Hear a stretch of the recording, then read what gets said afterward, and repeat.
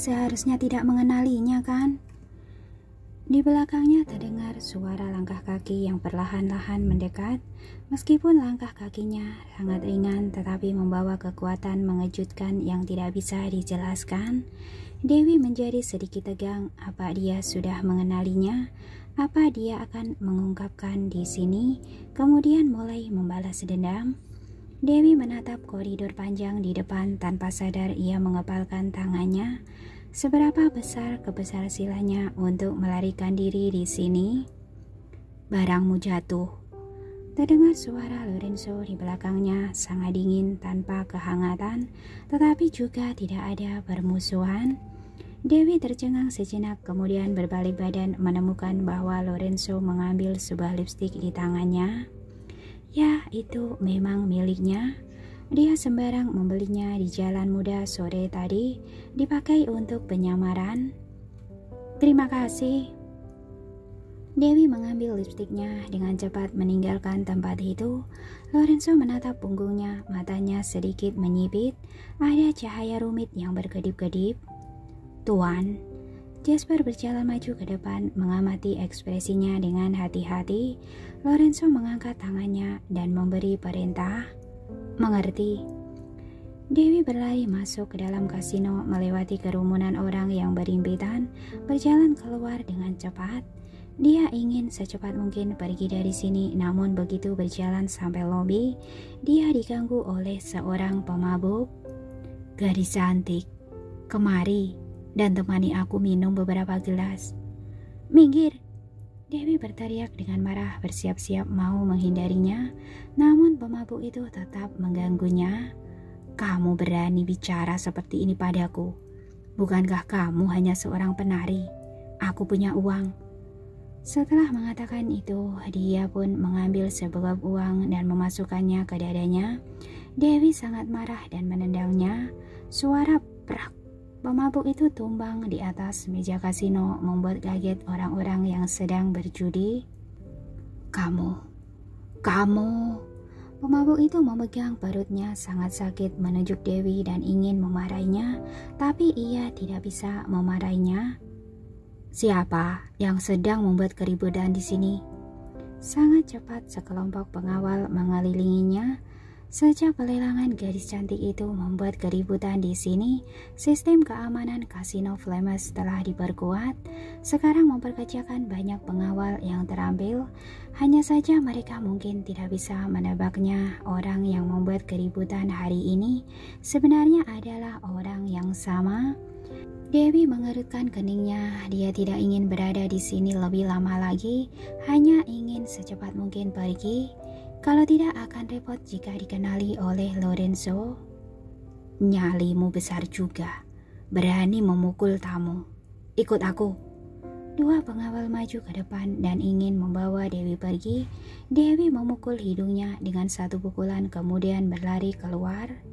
Berhenti! Beberapa pengawal lainnya segera menghentikannya dan mengepungnya. Dewi segera berkelahi dengan mereka berdasarkan kemampuannya. Tidak masalah melawan 3 atau 5 orang, tetapi pengawal hari ini lebih banyak, kemampuan mereka lebih kuat dibanding pengawal-pengawal sebelumnya. Ditambah lagi Dewi sedang terluka, sangat cepat sudah berada dalam posisi yang merugikan. Melihat dua pengawal sudah hampir menangkapnya, saat ini sebuah tendangan menendang mereka berdua. Bunyi buk. Kedua pengawal itu terbang sejauh belasan meter terbanting ke atas meja judi. Tiba-tiba semua orang terkejut. Dewi tidak berdiri dengan stabil, hampir terjatuh. Saat ini sepasang lengan yang kuat menopang bahunya dari belakang. Dewi menoleh ke belakang, ia pun tercengang. Dia adalah Lorenzo. Lorenzo menunduk dan menatapnya. Perbedaan tinggi badan yang hampir 30 cm. Ia benar-benar menatapnya dari ketinggian. Dewi menatapnya dengan tercengang. Gerakan ini, gaya ini, wajah ini, sepertinya ada sedikit rasa akrab. Kurang ajar. Mundur semuanya. Bos kasino Flames marah. Kalian, orang-orang yang tidak punya mata, berani melawan Tuan L. Para pengawal itu baru menyadari bahwa mereka telah menyinggung tokoh besar tanpa sengaja, buru-buru membubuhkan badan dan meminta maaf. Jasper dengan cepat meminta orang untuk membersihkan tempat itu dan membubarkan orang-orang yang menonton. Dewi kembali sadar, menundukkan kepala dan berkata, "Terima kasih." Ketika ia hendak pergi, Lorenzo segera menariknya, menatapnya dengan tatapan yang dalam. "Ternyata kamu." "Bukan," Dewi berkata secara spontan. Setelah mengatakannya, diam-diam memarahi dirinya terlalu bodoh. Mata Lorenzo berkedip, segera mengulurkan tangan untuk melepaskan topengnya. Dewi buru-buru menghentikannya, tetapi gerakannya tidak secepat Lorenzo. Topengnya sudah terlepas. Melihat wajahnya dengan jelas, Lorenzo sedikit tercengang. Riasan semoki ini membuat wajahnya tampak kotor, tetapi bisa dikenali. Dialah gadis yang menyandranya malam itu. "Ternyata kamu." Bos Kasino Flames juga mengenali Dewi. Jurus dia melawan beberapa pengawal tadi itu sama persis dengan hari itu. Dewi menjadi panik, buru-buru mau kabur. Lorenzo mengulurkan tangan untuk menariknya, tapi tas rangselnya yang ditarik. Tas rangselnya robek, barang-barang di dalamnya terjatuh ke lantai semua. Dewi buru-buru membubuhkan badan untuk memungutnya, sedangkan Lorenzo lebih cepat darinya. Dia memungut kalung emas hitam itu. Liontin salib meluncur di belakangan tangannya dengan suhu yang dingin. "Kembalikan padaku!" Dewi mengulurkan tangan untuk merebutnya. Lorenzo mengangkat tangan kanannya dengan tinggi. Dia pun tidak bisa mengambilnya. Perbedaan tinggi badan yang paling lucu membentuk jarak yang sulit untuk dijangkau. Apa ini? Pada saat ini Jasper pergi memungut pakaian dan barang-barang di lantai. Dewi takut identitasnya sebagai tabib akan terungkap. Buru-buru memungut pakaian-pakaian itu dan buru-buru kabur. "Hei! Jangan pergi!" Jasper ingin menghentikannya, tetapi dihalang oleh Lorenzo. "Jangan menakutinya." "Apa perlu mengutus orang untuk mengikutinya?" Jasper bertanya. "Tidak perlu." Lorenzo menatap kalung itu, tatapannya menjadi lembut. "Dialah orangnya. Benar-benar dia." Dewi keluar dari Kasino Flames dengan cepat, naik taksi dan pergi. Di mobil dia memegang dadanya untuk menenangkan diri. Memikirkan adegan tadi itu, dia masih tidak mengerti mengapa Lorenzo menolongnya. Jika dia tahu bahwa dia adalah orang yang menyandranya malam itu, bukankah seharusnya ia marah kemudian menangkapnya? Jika dia sungguh ingin menangkapnya, Dewi sama sekali tidak akan bisa melarikan diri. Namun pria itu tidak mengejarnya, bahkan juga tidak meminta anak buahnya untuk mengejarnya. Selain itu, mengapa dia mengambil kalungnya? Apakah kalung itu sangat berharga? Tidak, dia begitu kaya. Biaya pengobatan yang 100 juta itu saja bisa ia bayar dengan mudah. Bagaimana mungkin peduli pada sebuah kalung?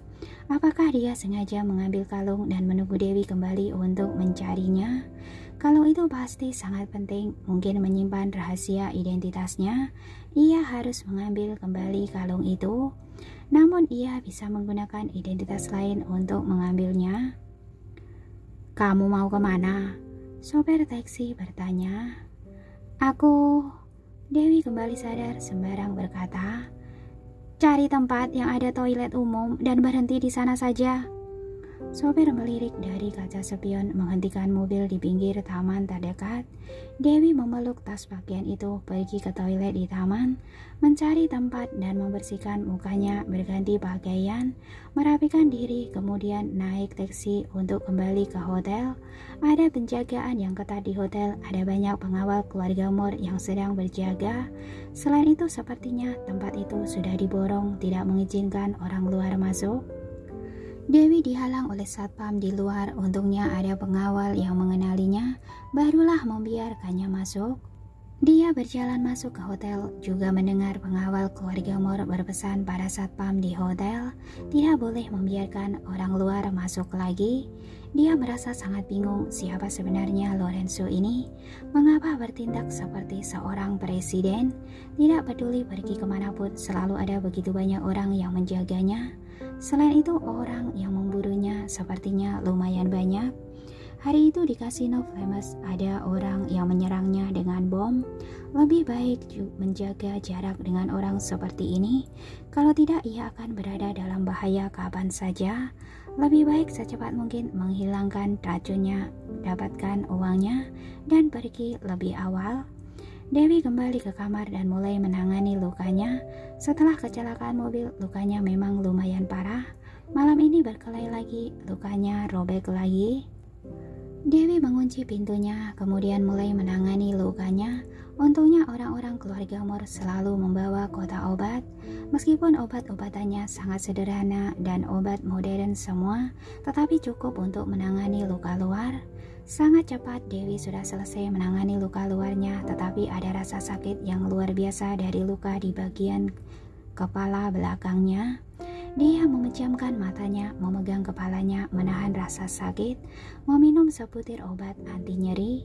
Kelihatannya sungguh tidak boleh menunda terlalu lama, harus secepat mungkin menjalani operasi mengeluarkan potongan logam di dalam otaknya. Ketika sedang memikirkannya, tiba-tiba terdengar suara langkah kaki dan sapaan hormat dari pengikut Lorenzo. "Tuan." Dewi tahu Lorenzo sudah kembali. Pria itu telah mengambil kalungnya. Sebelum dia pergi, harus mencari kesempatan untuk mengambilnya kembali. Setelah memikirkannya, Dewi berbaring di ranjang dan tertidur. Sedangkan di kamar sebelah, Jeff menelpon kemari untuk melaporkan. "Tuan, aku sudah menyelidikinya. Setelah gadis itu pergi dari Casino Flames, dia mengancam taksi itu untuk pergi ke rumah sakit Mayo." "Rumah sakit Mayo?" Lorenzo sedikit menyipitkan matanya. Hari itu dia dikejar orang di sekitar rumah sakit Mayo, juga menabrak dan melukai si tomboy itu di gang belakang rumah sakit. "Benar, sekarang aku sedang menuju rumah sakit Mayo untuk menyelidikinya." Dia baru selesai berbicara, tiba-tiba terdengar suara keras, bruk, dari tempat parkir. Kemudian alarm mulai berbunyi, merusak malam yang hening. "Tuan." Pada saat ini Jasper mengetuk pintu dengan tergesa-gesa. "Ada serangan." "Mundur." Lorenzo memerintahkan dengan tegas. "Tuan, kalau begitu aku pulang dulu dan tangani mafia itu." "Baik." Lorenzo mengenakan jaket, mengambil pistol, berjalan dengan langkah besar keluar dari kamar. Di bawah pengawalan kelompok pengawal, ia buru-buru pergi melalui pintu belakang. "Apa yang terjadi?" Dewi keluar dari kamar dengan kaki telanjang. Dia mengenakan pakaian tidur, tetapi tidak lupa memakai masker. Sepasang mata yang besar dan cerah penuh dengan kebingungan. "Ada orang yang menyerang kita. Cepat pergi." Jasper berkata, dan ada seseorang pengawal yang menarik Dewi untuk mengikuti mereka. "Tunggu sebentar, aku masih belum pakai sepatu." "Sudah tidak ada waktu." Dewi ditarik ikut berjalan keluar hotel dalam kekacauan, kemudian didorong ke dalam mobil dengan kasar. Melihat api yang berkobar dan membumbung ke langit di tempat yang tidak jauh, Dewi tidak bisa menahan diri untuk mengerutkan keningnya. "Siapa sebenarnya kalian? Kenapa pergi kemanapun? Selalu ada orang yang memburu kalian. Ikut bersama kalian juga terlalu bahaya kan?" "Diam." Lorenzo berteriak marah.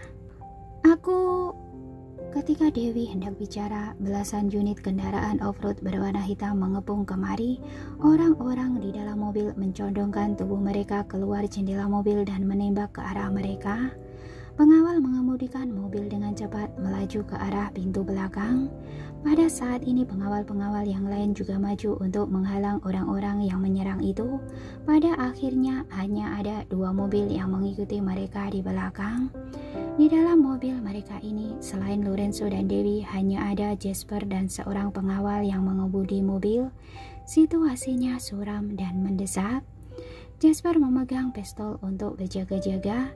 Lorenzo terlihat tenang menyipitkan matanya, menatap keluar, memerintah pengawal yang mengemudi. "Sebelah kanan.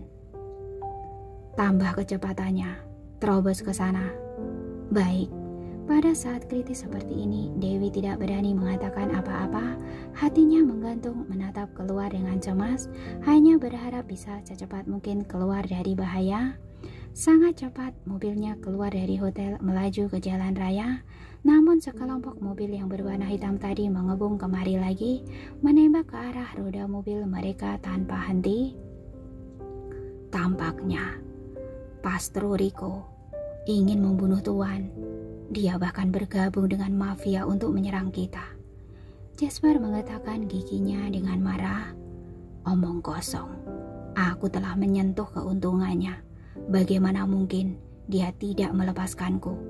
Lorenzo tetap sangat tenang. Mereka adalah penjahat lokal.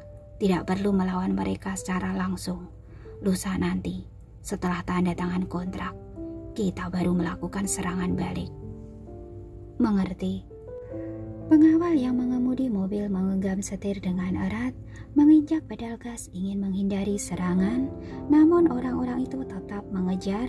Mobil melaju sampai ke jembatan, tiba-tiba ada konvoi mobil melaju kemari dari depan, berbaris menjadi satu mencoba untuk mencegat mereka. Menyergap dengan begitu banyak orang. Jasper buru-buru menelpon Jeff mendesaknya untuk segera datang menyelamatkan mereka. Tuan, pengawal cemas sampai berkeringat. Terobos ke sana. Terobos ke sana. Lorenzo menjawab dengan tegas. Dewi juga mengatakan ini di saat yang bersamaan. Jika menerobos seperti ini akan menabrak. Minggir. Lorenzo mengerutkan kening ketika hendak bangun untuk berpindah ke tempat pengemudi, tetapi gerakan orang yang satu lagi lebih cepat satu langkah darinya. Apa yang kamu lakukan?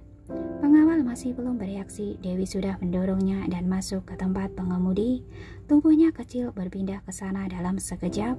Pengawal itu didorong ke samping tempat pengemudi dan menempel ke tubuh Jasper. Cepat minggir, ini bukan permainan. Jasper buru-buru memarahi Dewi. Ini sangat berbahaya. Lorenzo mengerutkan keningnya ketika hendak mendorong Dewi. Pada saat ini mobil melaju dengan sangat cepat, kemudian bodi mobil tumbang ke belakang. Roda depan terangkat dari tanah, roda belakang berdiri, menerobos ke sana seperti kilat. Ah! Pengawal berteriak ketakutan. Jasper membelalakan matanya karena tidak berani percaya. Sedangkan Lorenzo sedikit terkejut pada awalnya, kemudian menatap Dewi dengan tatapan rumit. Orang-orang yang mencegat mobil mereka di seberang semuanya tercengang. Mereka mengira berbaris menjadi satu baris sudah cukup untuk mencegat mereka. Tidak disangka mobil ini tiba-tiba terbalik dan menerobos kemari, kemudian langsung terbang ke atas atap mobil mereka. Suara brak. Mercedes-Maybach mendarat dengan mantap, membuat sebuah putaran yang bagus, seolah-olah sedang menunjukkan kekuatannya kepada lawan. Dewi mengulurkan satu tangan, memberi jempol terbalik ke arah mereka, kemudian pergi dengan mengemudikan mobilnya. Mobil-mobil itu masih ingin mengejar mereka, tetapi harus mundur dulu, kemudian baru berputar balik. Namun setelah mereka putar balik, Mercedes-Maybach itu sudah menghilang. Mercedes-Maybach bagaikan kilat yang melintasi langit malam yang hening ini, hanya dalam sekejap sudah berhasil menghindar dari pengejaran. Setelah mobil melaju lama, pengawal yang di tempat duduk samping pengemudi masih menatap Dewi dengan tercengang. Jasper juga kebingungan. Siapa sebenarnya kamu? Lorenzo juga ingin menanyakan pertanyaan ini. Aku juga tidak tahu. Dewi asal menjawab. Kalau kalian sudah tahu, jangan lupa beritahu aku. Hah? Pengawal tercengang. Hampir lupa. Kamu hilang ingatan. Jasper kembali sadar, pindah ke tempat duduk belakang. Teknik mengemudimu lumayan bagus. Akhirnya Lorenzo berbicara, suara jernih dan ringan, sepertinya tidak ada perubahan emosi. Hanya saja tatapannya pada Dewi ada sedikit perubahan. Lumayan. Dewi menyipitkan matanya, menatap kaca spion dengan dingin. Datang lagi. Jasper dan pengawal segera mengambil pistol untuk bersiap-siap menghadapi perang. Dewi segera mempercepat lajunya, bersiap-siap hendak menyingkirkan mereka, tetapi menyadari bahwa kedua rongga belakang sepertinya bocor. Mungkin banyak tertembak saat pengejaran sebelumnya. Hanya saja performa mobil ini bagus, masih bisa lanjut mengemudi dalam waktu singkat. Ditambah lagi situasi darurat tadi, makanya tidak menyadarinya. Namun sekarang banyak bocor, mungkin tidak bisa melaju terlalu jauh. Dewi sangat tegas langsung mengemudikan mobil ke gunung. "Apa yang kamu lakukan?"